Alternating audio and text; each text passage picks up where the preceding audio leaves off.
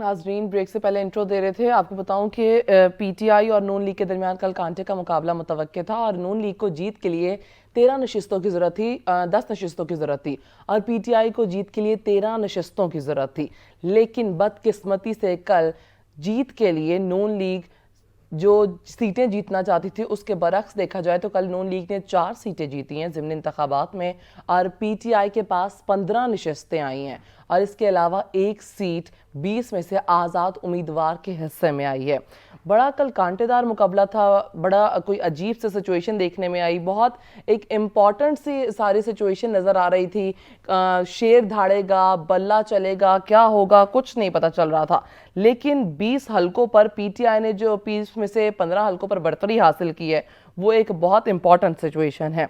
आपको बताएं कि हार जीत का सिलसिला तो हमेशा से सियासत में चलता रहता है। एक पार्टी की हार होती है, दूसरी की जीत होती है, ये हमेशा से है। लेकिन सबसे इंपॉर्टेंट बात है कि हारने वाली जो पार्टी होती है वो अपनी शिकस्त तस्लीम करे। खान साहब कह रहे थे कि अगर वो हार गए तो वो कहेंगे कि धांधली हुई है, लेकिन वो किस्मत उनकी बहुत अच्छी थी तो शायद वो अपने इलेक्शन में कल जीत चुके हैं और पंजाब में जो वज़ीर आला पंजाब बनने का था वो खान साहब के पीटीआई ने जीत लिया है। लेकिन अब अगर हम देखें तो कल मरीम नवाज ने कल के इलेक्शन हारने के बाद उन्होंने इस चीज़ को एक्सेप्ट किया है। उन्होंने कहा है कि हार जीत जो होती है वो हिस्सा होता है जीत ज़िंदगी का, और उन्होंने ये भी कहा कि शायद उनसे कहीं पर कोई कोताही हुई है और जहां पर आवाम ने उनको नहीं देखा या कुछ नहीं हुआ सिचुएशन में, उन्होंने ये चीज़ एक्सेप्ट की है कि कहीं ना कहीं लैक की है कोई चीज़ जिसकी वजह से वो लोग ज़िमनी इंतखाबात को हार चुके हैं। कल के इंतखाबात में इलेक्शन और आगे का लाहेअमल क्या होगा पीटीआई का, और अब विफाक का क्या मुस्तकबिल होगा, नून लीग अपना आगे क्या किरदार अदा करेगी, नून लीग किस तरह की सिचुएशन अपनाती है, ये सारी सिचुएशन जो है वो अभी कुछ भी कहना कबल अज़ वक्त होगा। इस बारे में हमें ज्वाइन किया है वीडियो लिंक पर ब्यूरो चीफ लाहौर हनीफ कंवर ने। हनीफ, आपके वक्त देने का बहुत शुक्रिया। कल एक बहुत अजीब सी सिचुएशन थी, दोनों पार्टीज के दरमियान बहुत कांटे का मुकाबला मुतवक्के था। धांधली के इल्जामात भी लगाए जा रहे थे, इलेक्शन के अंदर धांधली, मुदाखलत और चीफ इलेक्शन कमिश्नर के भी साथ होने का, पार्टी का साथ देने का दावा किया जा रहा था। लेकिन जो कल एक सिचुएशन नजर आई, बहुत अच्छा टर्न आउट रहा। उसके अलावा पीटीआई ने 15 नशिस्तें जीती हैं, गैर सरकारी गैर हतमी नताइज के मुताबिक है ये। तो एक बहुत मजे की सिचुएशन थी, क्या कमेंट करेंगे आप? जी मानूर, आपने बड़ा दुरुस्त कहा कि ये कल के जो नताइज थे बड़े हैरान कुन नताइज थे, और ये सिर्फ तज्जियाकारों के लिए, सहाफियों के लिए ये हैरान कुन नहीं थे, बल्कि खुद पीटीआई के लिए भी ये नताइज हैरान कुन है। पीटीआई खुद इतनी बड़ी विक्ट्री की तवक्को नहीं कर रही थी। मुस्लिम लीग नून के लिए तो ये हैरान कुन के साथ साथ मायूस कुन भी है। जितने भी राय आमा के मजमूई तौर पर जो जायजे थे, जो सहाफियों के अंदाजे थे, उसमें हम भी शामिल थे।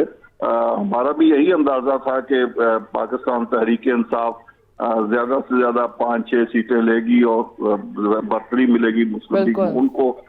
लेकिन बिल्कुल इसके बरक्स हुआ, सिचुएशन बिल्कुल उलट गई और पाकिस्तान तहरीक इंसाफ ने कल तो ऐसे लग रहा था जैसे क्लीन स्वीप कर जाएगी। 18 सीटें रोको की जा रही थी, 18 सीटों पे बढ़तरी हो रही थी, लेकिन बाद में आखिरी पोलिंग स्टेशन के जब रिजल्ट आए तो फिर 4 सीटें मिली मुस्लिम लीग नून को, एक इंडिपेंडेंट, और 15 सीटें जो है पाकिस्तान तहरीक इंसाफ को मिली। ये वाकई एक तरह से अपसेट रिजल्ट कह सकते हैं आप।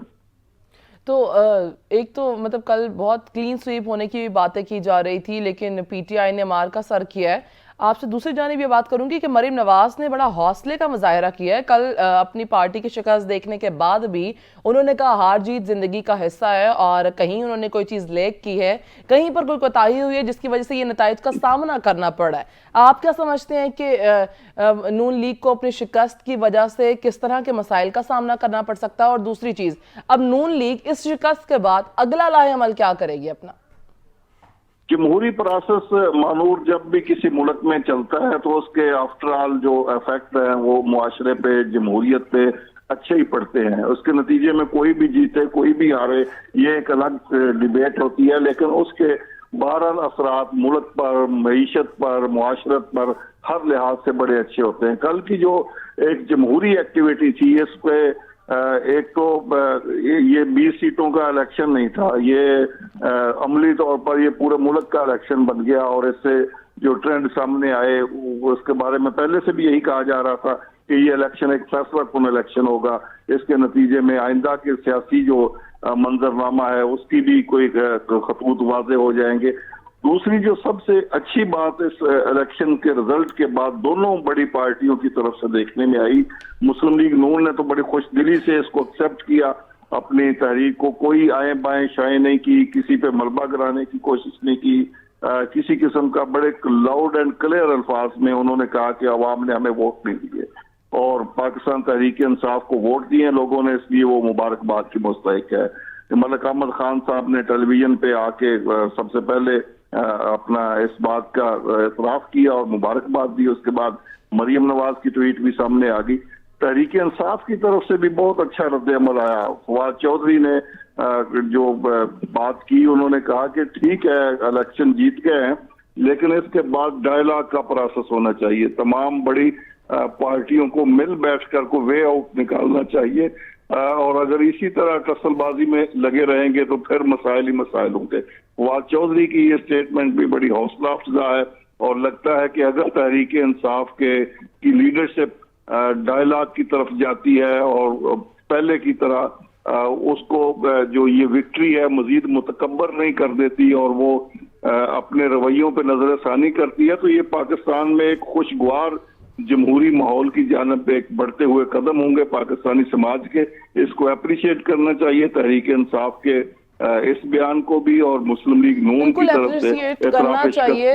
बिल्कुल सही फरमाया आपने। लेकिन हनीफ साहब, एक और सिचुएशन ये है ना कि जिस तरह खान साहब जब अपने दौरे इक़्तिदार में थे तो उनकी जानिब से हमेशा ये कहा जाता था कि जिन लोगों ने मुल्क का पैसा चोरी किया उन लोगों के साथ किसी किस्म का मुज़ाकरात नहीं हो सकते, कोई निगोसिएशन नहीं हो सकती, कोई डायलॉग नहीं हो सकता।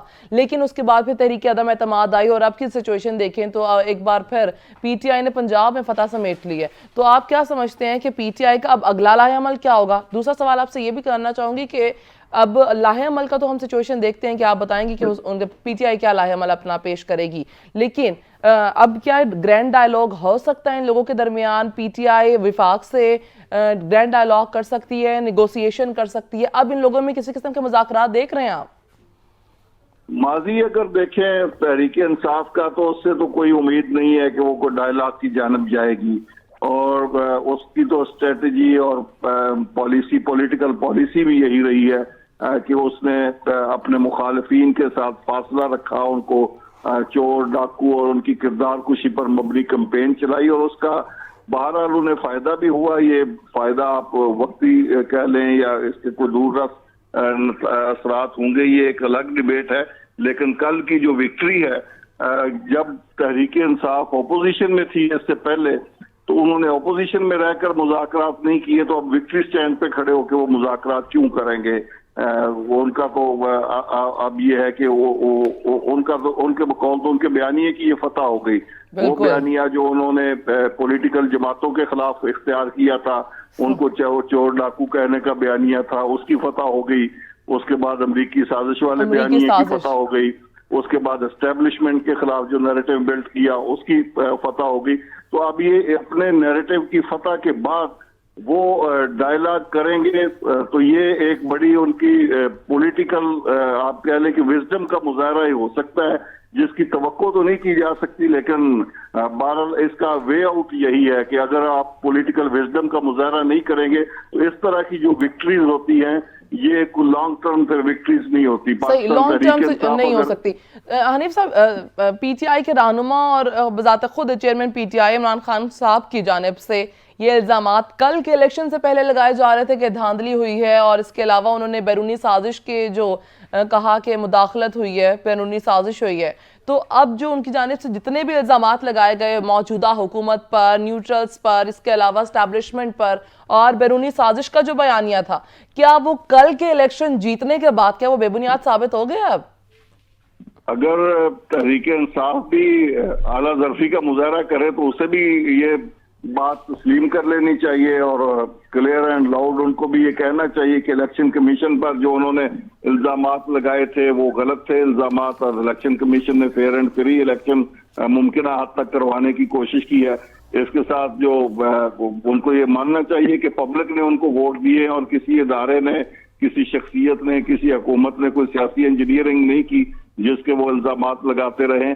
लेकिन ये भी तहरीक इंसाफ की एक स्ट्रेटेजी थी। मैंने जैसे शुरू में अर्ज किया कि खुद तहरीक इंसाफ को इस बात पर एतमाद नहीं था कि वो इतनी बड़ी विक्ट्री लेंगी, इसलिए वो उन्होंने दोनों रास्ते रखे हुए थे खुले अपने लिए कि अगर हार गए तो कहेंगे धांधली हुई है, और धांधली का वावेला जो पूरी कैंपेन के दौरान किया, इलेक्शन कमीशन को भी मुलायन करते रहे, हुकूमत पे भी इल्जाम लगाते रहे, इदारों पे भी एक्स एंड वाई बड़े मशहूर मिस्टर उन्होंने ईजाद किए इस दौरान, और कहा कि मिस्टर एक्स लाहौर में इंजीनियरिंग कर रहा है और मिस्टर वाई मुल्तान में कर रहा है। अब बनता तो ये है कि फिर mister X and mister Y की धांधली के नतीजे में आप कामयाब हो गए हैं।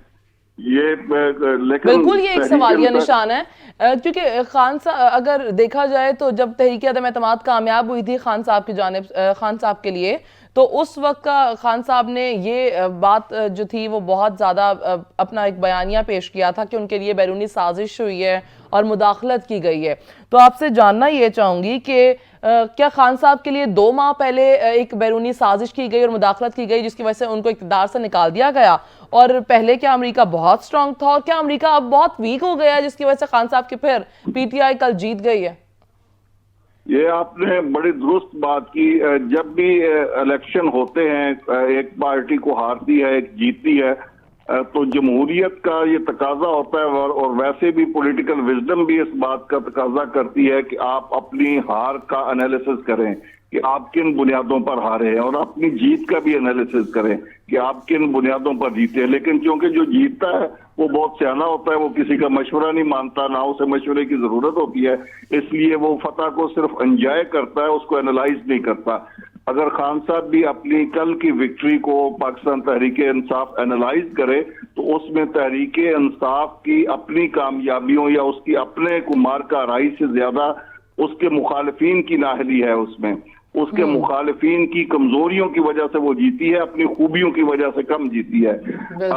पाकिस्तान मुस्लिम लीग नून ने जिस तरह इस हुकूमत को एक्सेप्ट किया और पुरानी हुकूमत के सारे कारनामे अपने गले में डाले, उसके बाद जिस तरह उन्होंने मुनहरिफ अरकान को टिकट दिए और खुद अपनी पार्टी के दरीना वर्कर्स को, कारकुनों को नाराज किया, हल्के हल्के हर हल्के की पॉलिटिक्स होती है, वहां पे जो मुस्लिम लीग नून के लोग थे उनको टिकटें नहीं दी गई, नए आने वालों को टिकटें दी गई, जिसका एक मुज़ाहमत सामने आई मुस्लिम लीग नून की तरफ से। कल की शिकस्त की वजह क्या नून लीग की ये बनी है कि उन्होंने मुनहरिफ अरकान को टिकट दिया था, अपनी पार्टी के लोगों को नहीं दिया? क्योंकि एक चीज तो ये साबित है कि लाहौर मुस्लिम लीग नून का गढ़ होने के बावजूद सिर्फ 1 सीट जीत चुका है, वहां जीत सका है 4 सीटों में से, जबकि वहां पर लाहौर नून लीग का गढ़ भी समझा जाता है। तो इस तरह की बुरी नाकामी का क्या असबाब हो सकते हैं? ये मुस्लिम लीग नून एनालाइज करेगी ये सिचुएशन को, और आज भी उनका इजलास है इस हवाले से। लेकिन बिल्कुल आपकी ये बात ठीक है, टिकटों की तकसीम बहुत मेजर फैक्टर रहा है इसमें मुस्लिम लीग नून की शिकस्त में। और दूसरे सबसे बड़ा फैक्टर जो टिकटों की तकसीम, मुस्लिम लीग नून ने अपने कारकुनों को नजरअंदाज किया और उनको ऐसे लोगों को टिकट दिए जो 3-4 साल तो उन्हीं को लान तान करते रहे अपने अपने हलकों में। ये पीटीआई के लोग थे जो जीत के आए और मुस्लिम लीग नून के अपने मुखालिफिन को टफ टाइम दिया था उन्होंने। अब वो 3-4 साल बाद वही मुस्लिम लीग नून के लोग उन लोगों को कैसे वोट करें और कैसे सपोर्ट करें जो 3 साल उनके खिलाफ बरसरे पैकार रहे। तो इसलिए ये बड़ी अजीब सिचुएशन डेवलप हो गई थी। इसमें मुस्लिम लीग नून के खामोश वर्कर ने और उन लोगों ने जो मुस्लिम लीग नून के असल वोटर और सपोर्टर और कैंडिडेट थे, उन्होंने उस तरह से कैंपेन में हिस्सा नहीं लिया, जिसके नतीजा ये सामने आया। दूसरा, महंगाई का भी एक बहुत बड़ा फैक्टर था। लोगों को ये तवक्को थी और इनका भी एक बयानिया था कि ये बड़े तजर्बाकार लोग हैं और ऐसे ही ये कम अज कम रिलीफ देंगे। लेकिन जिस तरह के इन्होंने रिलीफ दिए और जिस तरह की बातें की, उसका भी नेगेटिव असर हुआ। पेट्रोल 250 रुपए लीटर पर चला गया और फिर आप इलेक्शन से 2-4 दिन पहले आप 100 रुपया महंगा करने के बाद पेट्रोल को आप 18 रुपए का रिलीफ दे रहे हैं, तो लोग समझते हैं कि ये बेवकूफ बनाया जा रहा है। अब सोशल मीडिया का दौर है, अवाम बाशऊर है और लोगों को ये अंदाजा हो जाता है कि इस पेट्रोल वाली बात पर मैं आपसे क्वेश्चन भी करना चाहूंगी, लेकिन ब्रेक की कॉल आ रही है, ब्रेक पे जाते हैं, फिर वापस आते हैं, तो यहीं से कंटिन्यू करेंगे हनीफ साहब।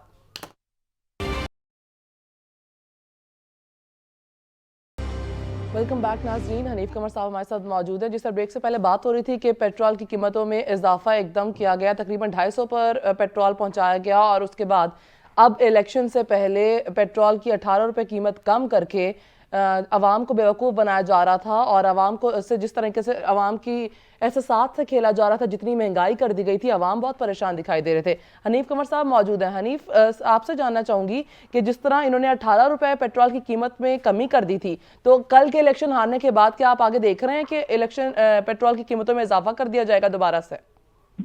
अब तो उनके दस्ते कुदरत से ये चीजें निकल जाएंगी ना, ऐसा ऐसा पंजाब तो निकल गया।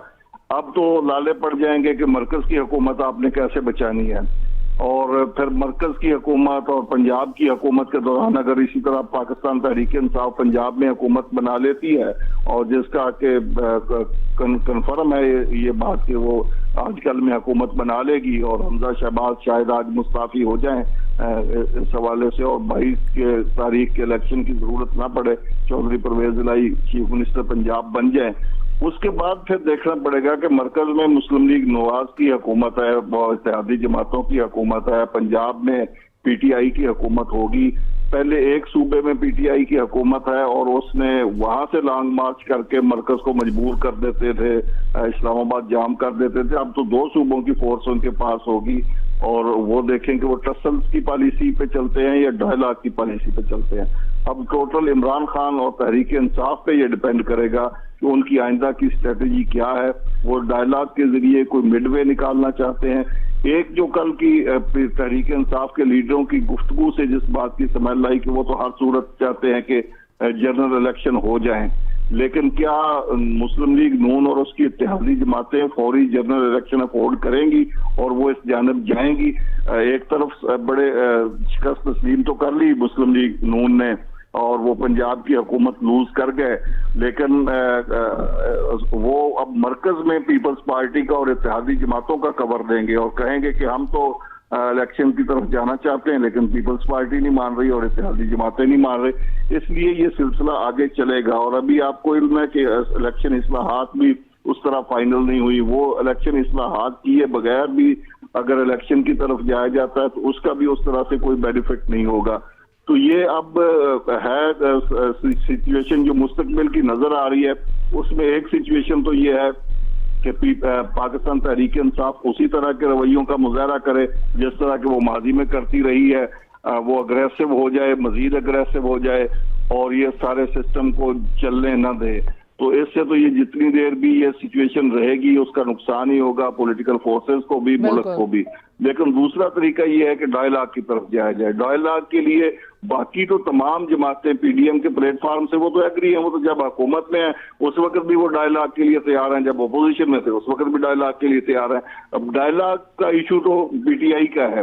पीटीआई की जानिब से पीटीआई को नेगोशिएशन की तरफ जाना चाहिए, अवाम के लिए कोई बेहतर रास्ते निकल सकते हैं। हनीफ खान साहब की और पीटीआई की पूरी पार्टी की ये जिस तरह ख्वाहिश थी कि अक्टूबर नवंबर से पहले इलेक्शन कराए जाएं, तो कल के इलेक्शन जीतने के बाद आप क्या देख रहे हैं कि अक्टूबर नवंबर से पहले इलेक्शन होते देख रहे हैं आप?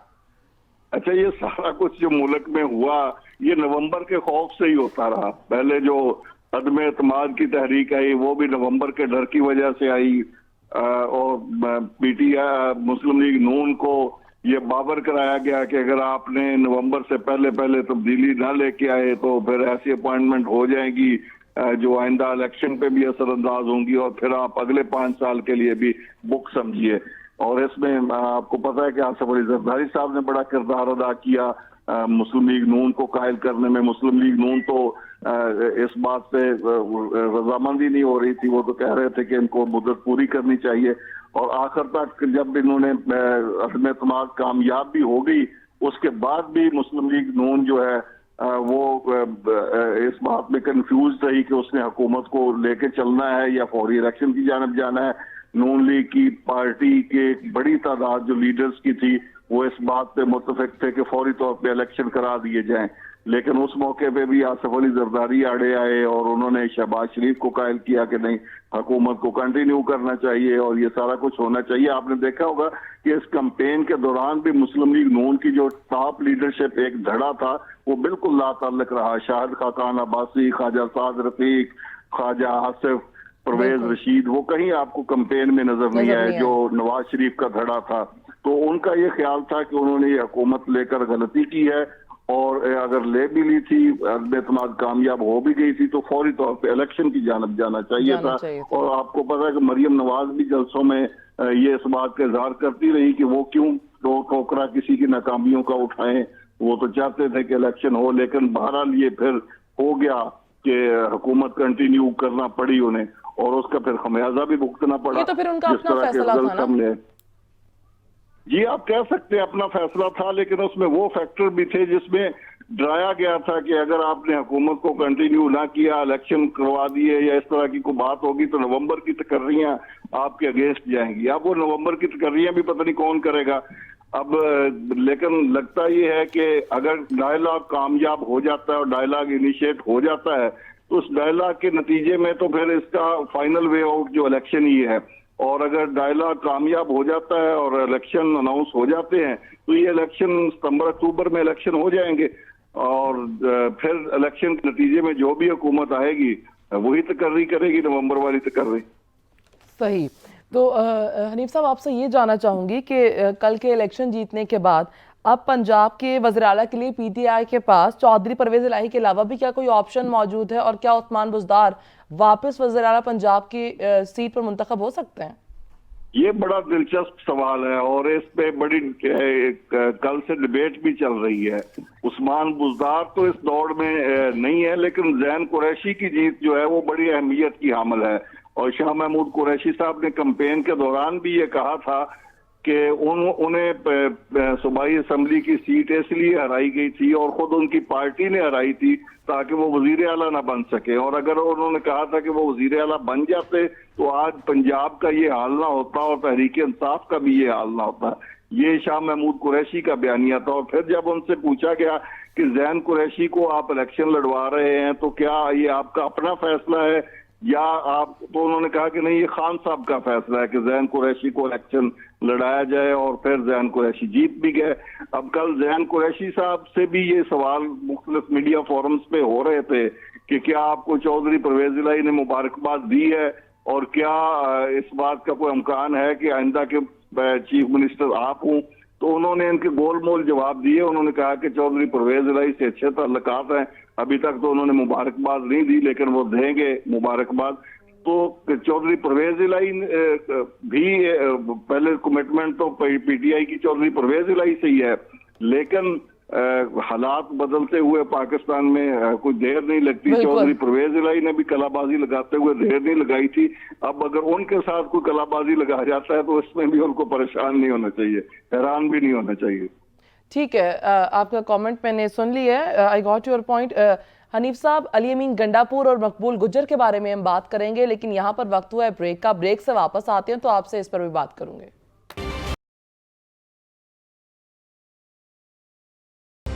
वेलकम बैक नाजरीन। हनीफ साहब, जैसे आपसे सवाल कर रही थी कि अली अमीन गंडापुर और मकबूल गुज्जर को पर पंजाब दाखिले पर पाबंदी लगाई थी, और इस बिना पर लगाई गई थी, इल्ज़ाम ये आयद किया था कि उन लोगों के पास असलहा है, इस वजह से उन पर कल के दिन के लिए पाबंदी लगाई गई थी। उसके बाद फिर गिरफ्तारी शहबाज गिल की गई, और उस पर भी ये इल्ज़ाम लगाया गया कि उनके पास भी असलहा है, जिसकी वजह से उनकी गिरफ्तारी अमल में लाई गई है। तो आप क्या समझते हैं, इन गिरफ्तारियों का असर और दाखिले पर पाबंदी का जो असर है वो इलेक्शन पर पड़ना था या पड़ा है? मेरा ख्याल है कि इलेक्शन पर तो इसका उस तरह से असरअंदाज नहीं हो सके ये इकदाम के, इसके नतीजे में कोई किसी को वोट ज्यादा पड़ जाए या किसी को वोट कम पड़ जाए। लेकिन ये बहरहाल एक इंतजामी फैसले थे, और इस तरह के फैसले जो भी हुकूमत इलेक्शन कराती है उसको लेने पड़ते हैं। अब पीटीआई एक कैंपेन के दौरान बार बार इस बात का इजहार करती रही कि उसके जो कारकुन हैं उनसे मुकामी जो पुलिस वाले हैं वो उनको पुलिस स्टेशन बुलाकर उनसे एफिडेविट साइन करवा रहे हैं, और ये बड़ी ज्यादती हो रही है उनके साथ। तो जब मैंने इस बात की तहकीक की तो पता चला कि ये मुस्लिम लीग नून के भी जो एक्टिव वर्कर हैं उनको भी पुलिस बुलाकर उनसे भी एफिडेविट ले रही है कि वो इलेक्शन वाले दिन, पोलिंग वाले दिन अमन अमान बरकरार रखने के जिम्मेदार होंगे। ये इंतजामी फैसले होते हैं और ये मकामी इंतजामिया ही करती है। इसमें आमतौर पर चूंकि एक इलेक्शन का माहौल होता है, कैंपेन चल रही होती है, तो हर उम्मीदवार इन बातों को एक्सप्लॉइट करता है कि नहीं ये उसके खिलाफ हो रहे हैं, जबकि इंतजामी तौर पर यह जरूरत होती है। आपने कल मुख्तलिफ पोलिंग स्टेशन पर भी देखा कि कई उम्मीदवारों को रोका जा रहा था कि वो अंदर जाने से उनको रोका जा रहा था, लेकिन जब उनकी शनाख्त हो गई, ऐसे कुछ आजाद उम्मीदवार थे या छोटी पार्टियों के लोग थे जिनका मुकामी इंतजामिया को, पुलिस को पता ही नहीं था, वो जब मिलते थे तो वो उनसे शनाख्त मांगते थे कि आप अपनी शनाख्त दें कि आप वाकई उम्मीदवार हैं। तो उनके साथ जो कारकुन होते थे वो हर्ट होते थे, वो कहते लो जी आप हमें नहीं जानते और हमें जानबूझ के रोका जा रहा है। तो ये इस तरह के इंतजामी फैसले थे। इसी तरह शहबाज गिल की जो गिरफ्तारी है वो भी मकामी तौर पर उनके साथ जो कार्ड्स थे, बाद में इस बात का पता चला कि वो जो निजी सिक्योरिटी कंपनी है उसकी वर्दी एफसी जैसी थी और वो लगता था कि एफसी के लोग हैं और उनको इस बिना पर गिरफ्तार किया गया। तो बहरहाल ये ऐसे फैसले नहीं थे कि ये इलेक्शन के रिजल्ट पर असरअंदाज हो सके, लेकिन अगर ये भी इस तरह के फैसले भी ना किए जाएं और उनको पॉलिटिकल डायलॉग के जरिए सियासी शख्सियात का एहतराम करते हुए फैसले किए जाएं तो उसके अच्छे नतीजे होंगे।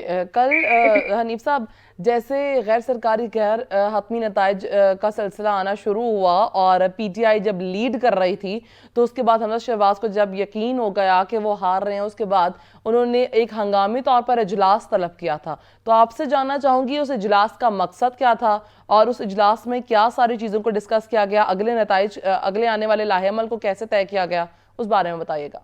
वो अजलास आज भी कंटिन्यू रहेगा। कल जो लोग उसमें टॉप की लीडरशिप शरीक नहीं हो सकी वो आज भी उसमें शरीक होगी और उसमें एक तो अपनी शिकस्त के असबाब का जायजा लिया जाएगा और दूसरे नंबर पे आइंदा की स्ट्रेटेजी, और उसमें जैसा कि मैंने स्टार्ट में कहा कि हो सकता है ये फैसला भी कर लिया जाए कि हमजा शहबाज शरीफ मुस्ताफी हो जाए और परवेज इलाही साहब या पीटीआई का जो भी उम्मीदवार हो वो बिला मुकाबला ही कामयाब हो जाए और सूबे की इस तरह हुकूमत आगे चल पड़े। ये भी फैसला आज एक्सपेक्टेड है कि पाकिस्तान मुस्लिम लीग इस हवाले से फैसला करेगी क्योंकि उनको अब यकीन हो गया। स्ट्रैटेजी बनाई जाएगी जो इजलास आज भी होना है कि अपने असबाब ढूंढे जाएंगे, उनकी शिकस्त के क्या असबाब थे और स्ट्रैटेजी बनाई जाएगी। ठीक है, प्रोग्राम का वक्त यहाँ पर बहुत कम रह गया। आपसे एक लास्ट सवाल करना चाहूंगी, कल के इंतखाबात के बाद आप विफाक का क्या मुस्तकबिल देख रहे हैं? वन लाइनर जवाब दीजिएगा। कि वफाकी हुकूमत कंटिन्यू करेगी फिलहाल, वफाकी हुकूमत कंटिन्यू करेगी। ठीक है हनीफ साहब, बहुत शुक्रिया। हमारे साथ ब्यूरो चीफ लाहौर हनीफ कमर मौजूद थे, आपकी कीमती वक्त देने का शुक्रिया। नाज़रीन, प्रोग्राम का वक्त यहाँ पर इख्तिताम पजीर हुआ। मानूर मेराज को दीजिए इजाजत। खुदा हाफिज़।